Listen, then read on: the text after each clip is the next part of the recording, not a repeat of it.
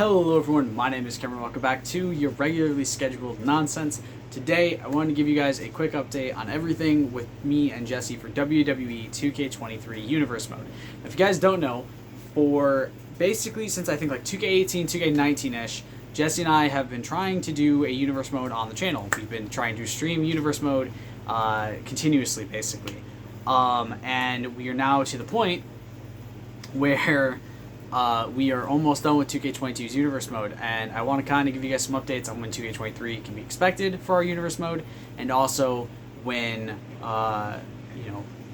everything that's kind of happened with 2K22 and why it didn't really get streamed like it was supposed to. So really quick, this goes all the way back to when we first decided to start streaming this. I think 2K18 during the midnight release stream, we did our draft for our Universe Mode, but we weren't planning on doing it. We were not planning on doing it on the channel. And we didn't do it that way. We didn't stream it or anything like that. It was just kind of done in our own time. In 2K19, I think did the same thing. It was just kind of streamed, and I think we streamed it a couple times. Maybe we streamed a couple more pay-per-views, but I don't really remember doing a whole lot in that one. We did make it all the way through, I think, a series and a half in 2K18 or 2K19, one of the two. We made it about halfway through another series before we gave up and kind of got burnt out on the game and waited till the next game came out. I think that was 2K18. We made it about a series and a half through, which means we made it from the first pay-per-view being Money in the Bank for us all the way to Mania, and then a little bit further past that, I think, to about Survivor Series of that year, of what would have been like the second season of Universe Mode there. 2K20, we did the draft. We went all the way to our first pay-per-view, and 2K20 was a terrible game, and we stopped playing it basically right after. We never continued doing it. We never went back to it. We never really decided to play it again. And we kind of just decided 2K22 would be kind of a fresh start. We'd redo our draft. We'd keep a bare minimum of people besides champions, just kind of people we already had storyline stuff set up for and everything like that. And then do... I had hair in my mouth. Do all the stuff in 2K22 that we were planning to do in 2K20. We did do that. We did our draft. We made it to our first pay-per-view, and then we took a break, and that break lasted a lot longer than planned. Jesse and I, especially me, when I was going from a job where I was only working every weekend to basically working every single day at Dollar General, it very drastically destroyed our free time. It made it to where I basically had no time to play, and when I did have free time, I was watching wrestling, recording, or sleeping because I was that exhausted from work and a job that drained me mentally and physically and all around made me unhappy. It doesn't matter how much money you're making at a job. If you're unhappy, you're unhappy. And when I got fired from there, my first thought was, okay, I need to figure out a way to get back to having a source of income. I need to figure out all this stuff. And the break still kind of lasted a bit, but we got back into it when 2K23 got announced. And we are currently just finished our Royal Rumble pay-per-view, which means there are only 5 pay-per-views left. We have Backlash, Armageddon, Extreme Rules, give me a sec. Backlash, Armageddon for February, Extreme Rules, Vengeance for March, and then obviously WrestleMania in April, and then we are moving on to WWE 2K23 officially. Jesse and I are playing more today when we both get out of work. We both close tonight, so we're going to get out of work, do the pay-per-view, work towards getting those 5 done. Probably going to be done with our February and March at the end of tomorrow, or of technically tonight because it's past midnight. We'll be basically done with those, hopefully, is the hope. Fingers crossed that we're past those 2 months, and basically all we have left to do is Mania. With that being done, we will then go into our WWE 2K23 stream for our draft. We will go over who our champions are, we will go over who our immunity picks are, and then we will go into our draft. I think we have close to 100 people each. I can't remember the exact number. We're somewhere over 200 total, I believe. I don't remember the exact number because I think there's like 230-something, 220-something, not counting the managers that are on the actual official roster page for WWE 2K23 over on SmackDown Hotel and other sites that show it. We have a decent chunk of creative people with room to add a couple more in case we need it. in case, certain champions carry over and, like certain people that aren't in the game as of right now who might not be added but might be added are champions or potentially, so we can have them ready to go. I did just finish the showcase mode today, so we've completely gotten everything unlocked from that. The only unlocks I still have left in the game are the few characters that get unlocked from the My Rise modes, which are I think Ezekiel, and then 3 versions of Molly Holly are unlocked through that, and that's it. That's all you get through My Rise that goes into the actual gameplay, into the actual store, or into the actual rest of the stuff. So not a whole lot to do. Luckily, there's not a whole lot to get done in that one, and I'm working towards that right now. And Jean-Paul Levesque. Jean-Paul Levesque is also unlocked through that. So I'll be working on My Rise probably the next couple days when I'm free. I don't work Thursday, so I'm going to just probably all day Thursday bust out My Rise as quick as I can and try to get through all of those unlocks, so we have the entirety of our roster at our disposal.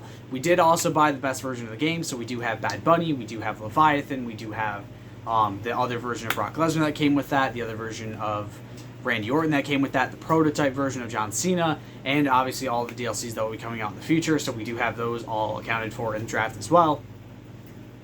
And yeah, so I do really quick want to talk about our Royal Rumble though, because in both Jesse's eyes and mine, this was our best pay-per-view we've ever done, so I really hate the fact that we didn't get to stream it. This is always the issue, is we do some really, really good work with our pay-per-view sometimes, and this was, in the 7 years we've been doing this since 2K16, in that whole time, this was our best pay-per-view we've ever done. Our Royal Rumbles were both really good, our world title matches were great, our tag matches were great. Our singles titles were all great. It was a fantastic pay-per-view, and it was capped off by a great cash-in for Jesse's brand, which was really good. And just fantastic matches all around for the entire night. This has probably been Jesse and I's best year of Universe Mode we've ever done, and I'm gutted that I didn't get to stream it, but I'm also very happy that Jesse and I decided to not just skip over and go straight into 2K23. We did decide to continue this and go into 2K22 the way we did. It's given us a lot of fun and a lot of great memories playing this game together, which is always the best part about doing this with my uncle, is him and I get to relive and just have great memories from when we were kids. The only thing that I think could make this better is if my brother was home and had the time to do this and can join us, and we could do a 3-brand thing, because I would have no issue doing 3 brands for all of us, and having all of us have some sort of card every month. I think that'd be pretty cool.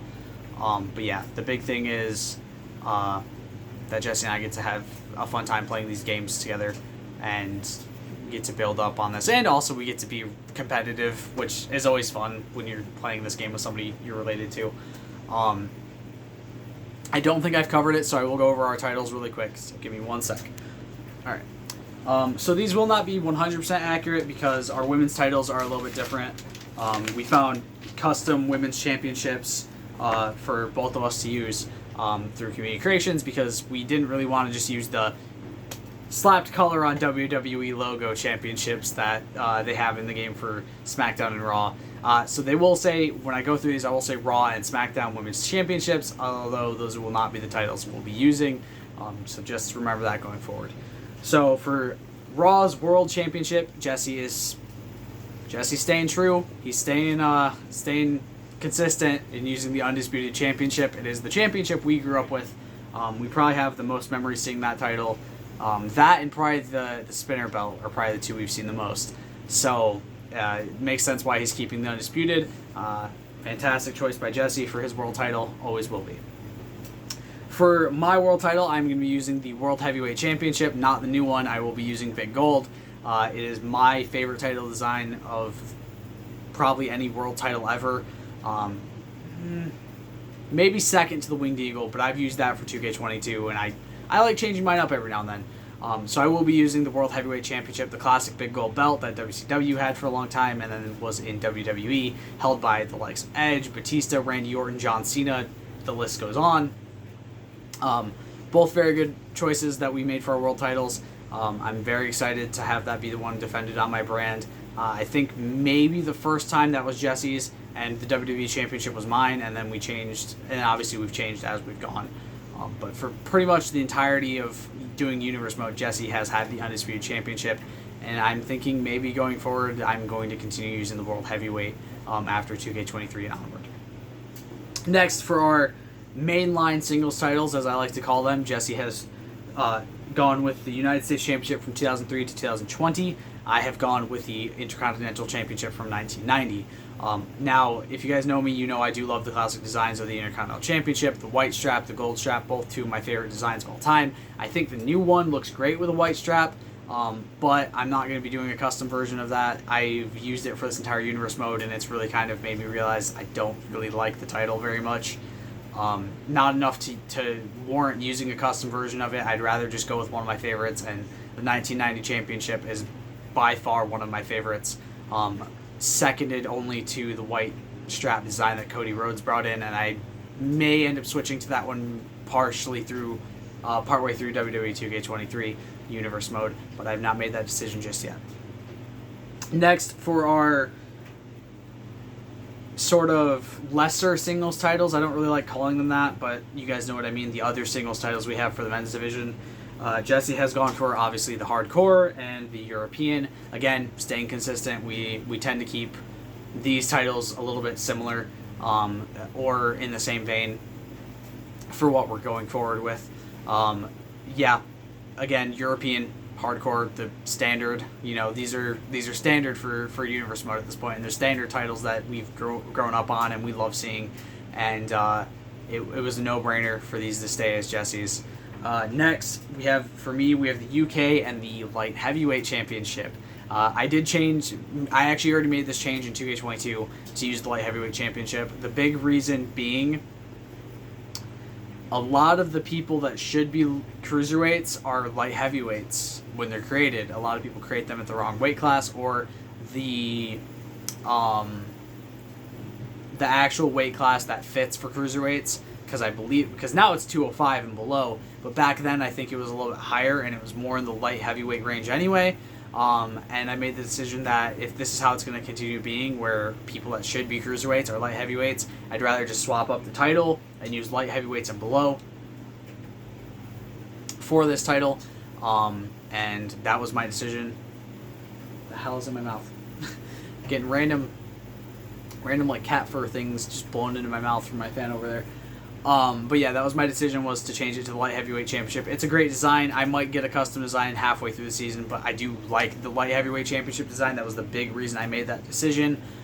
They also didn't have the version of the Cruiserweight Championship I wanted in 2K23. I wanted the purple version that says WWE Cruiserweight Championship rather than the NXT Cruiserweight Championship.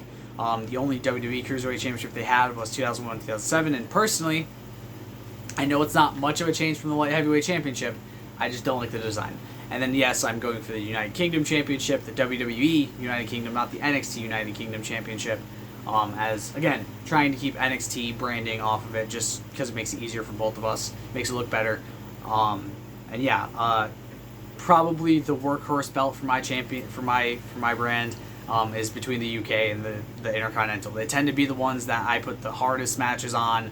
I put the best performances on.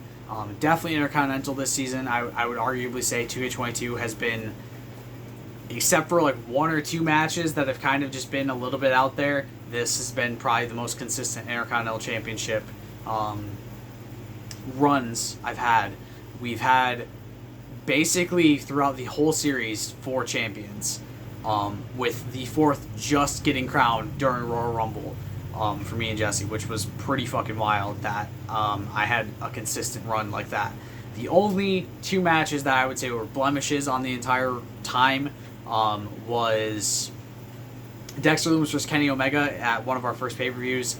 Basically, Jesse beat my ass the entire night, and then I just fucking got the silence in, and that was it.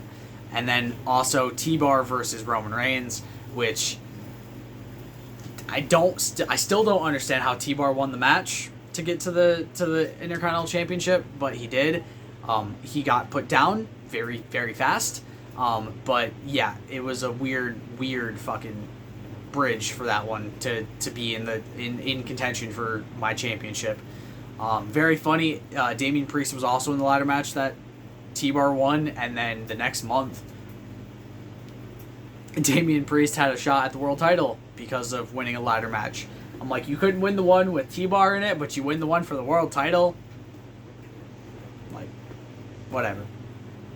For tag, Jesse is using the WWE Tag Team Championships from 2002 to 2010, and I'm using the World Tag Team Championships from 2002 to 2010. Very much the quintessential Raw versus SmackDown titles. The tag titles I think most people grew up on if they grew up during the Ruthless Aggression era.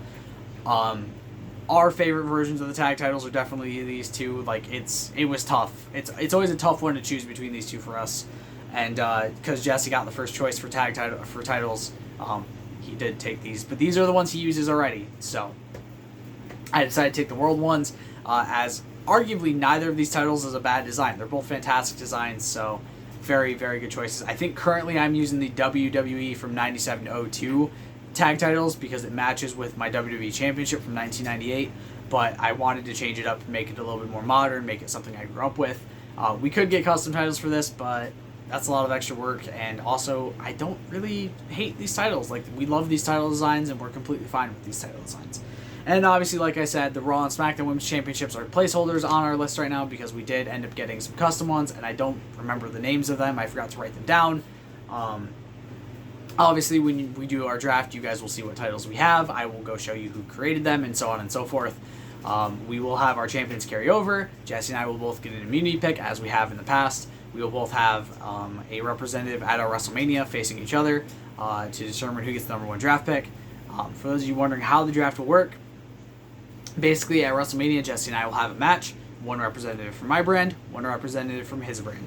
The winner of that match determines who gets the number one contender. So let's say Jesse chooses AJ Styles and I choose Roman Reigns. And I'm only saying that because that was who our number one contender, or our number one draft pick choice was the last time we did it. It was Roman versus AJ in WWE 2K20, I believe, actually, to determine who got the first draft pick in 2K22. It will not be an Iron Man match like that one was, though. It will be some other type of match we haven't decided just yet. But let's say that's the choice. I win as Roman Reigns, which is possible. I win as Roman Reigns, I get the first draft pick, Jesse gets the first immunity pick. The basic reason for getting the first immunity pick if you don't get the first draft pick is just that way you have this person that you're locking onto your brand that's already on your brand right now. That's basically the way the immunity pick works, is it's somebody that's already on your brand that you're saying, besides champions, is not allowed to be chosen as the first draft pick. Then I choose my immunity pick, and then I go into my first round draft pick, my first overall draft pick, and then Jesse chooses, and then back and forth until all the people have been decided. We do not split up tag teams. We never have. We never will. And what I mean by that is we will never actually split them up in the draft. Anytime a tag team or stable is drafted, they go to that brand in completion. They can be split up anytime during the entirety of our universe mode, but they do not start off split up. They never will. We might end up making some changes to some of the tag teams going forward, but that's, again, to be determined later. Really just dependent on who is champions at the end of 2K23 or 2K22. Currently, we are literally right about to be in the Backlash with Universe Mode in 2K22 right now. We have changed up our pay-per-views, so I'll give you the rundown on those as well, because I can't remember if I've done this on the channel yet or not. So for Jesse, this is his pay-per-view lineup. In May, he has Money in the Bank. In June, he has No Way Out. July, he has Unforgiven. August is SummerSlam. September is Vengeance. October is Hell in a Cell. November is Survivor Series War Games. December is New Year's Revolution. January is the Royal Rumble. February is Armageddon. March is No Mercy. And April is WrestleMania. Over on SmackDown, May is Money in the Bank. June is Judgment Day. July is Clash at the Castle. August is SummerSlam. September is Night of Champions. October is Extreme Rules. November, Survivor Series War Games. December is Payback. January is Royal Rumble. Backlash is February's. So, consistent there, surprisingly. March is Elimination Chamber. And finally, WrestleMania is April. We always do split pay-per-views the way, like, that's the same way we always do it. 5 big pay-per-views that are shared, and then the rest of them, the other 7 being split pay-per-views that we do on our own. Yeah, Survivor Series will have our number 1 and number 30 over. Basically, it will determine who gets the number 30 spot in the Royal Rumbles. Whoever loses then has to have the rest of their people face at the next pay-per-view to determine who gets the number 1 spot. And also will have their winning team face to decide who gets the number 30 spot. So, like for instance, our most recent Survivor Series, which we just did the other night, my team won the men's, and Randy Orton got the number 30 spot, and Undertaker 02 on Jesse's team got the number 1 spot. For the women's, the number 1 spot was Charlotte from my brand and Asuka from Jesse's for the number 30. It was a very fun Survivor Series and led to a very fun Royal Rumble. So you guys can kind of see how quick we're getting through these now. When we actually put our nose to the grindstone and work on these, we do get through them pretty fucking quick. But yeah, so Universe Mode for 2K23 is right around the corner. Hopefully next week, if we're lucky. I don't work Thursday. Jesse works night shift on Thursday. We're going to be playing tonight, Wednesday night. We're going to be playing and work towards getting through our February and maybe our March pay-per-views. Fingers crossed if we have enough time. And then Friday night, because Jesse works morning shift on Friday, and I work night shift on Friday. Friday night, we will hopefully be also maybe getting done with it. Saturday night probably as well. So most likely next week sometime, probably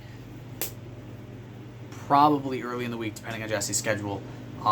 We should have 2K23's draft up, and hopefully also have the first pay-per-view up next week. Fingers crossed. But yeah, so stay tuned. Very close to 2K23 Universe Mode. I hope you guys have enjoyed this video. I'll see you in the next one. Stay golden. Peace.